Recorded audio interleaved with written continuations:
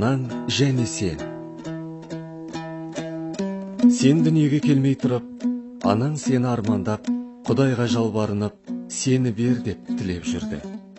Тілегі қабыл болып, құрсағына сен біткенде, қалай қатты қуанғанын сен көрген жоқсың. Сен ол жерде өсіп, ұлғайып жатқанда, оның ең үлкен уайымы сен болдың. Әр қадамын санап басып, әр сөзін ойлап сөйлеп, әр асын талғап ішіп, саған ана болудың жауапкершілігін тартты. Айы, күні жеткенде, сен үшін өмірін қиюға шақ қалғанын сен білген бедің.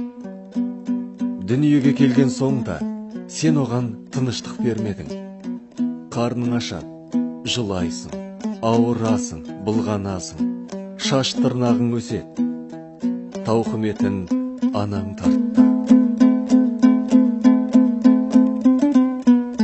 Талай рет ыстығың көтерілгенде, сол анаң, Құдайым-ау, балам ауырғанша өзім ауырайыншы деп, сенің саулығыңды тіледі. Сонша машақат тартқызсаң да, анаң саған мейіріммен, күлім көзбен қарайтын.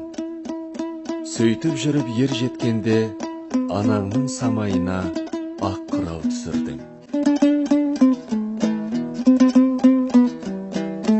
Енді сен үлкен болдың. Әйелің, бала-шағаң, қызметің бар. Қымбат көлік мінесің. Ал анаң болса қартайып, қалжырап қалды. Бүкіл өмірін сен үшін жұмсады.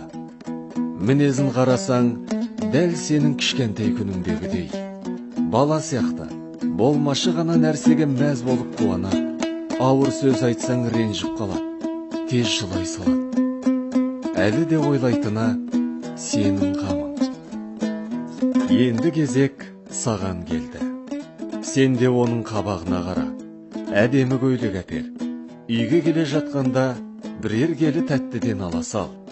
Бір сөз айтса, түксіз де бір деп кейіме. Сөз қайтарма, баратын жеріне көлік күткізбей өзің апар. Жүзіне мейіріммен күлімдеп қара. Ол отыратын бөлмені жылыста.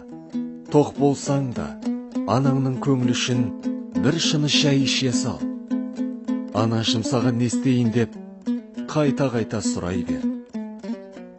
Әйеліңе де, оған жақсы қара деп тапсыр. Сен жоқта оның көңілін қалдырмасын.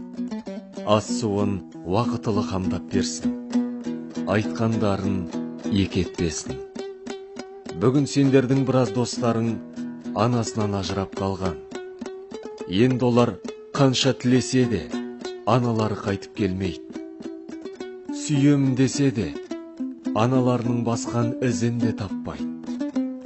Өйткен ана өмірге бір-ақ рет келеді.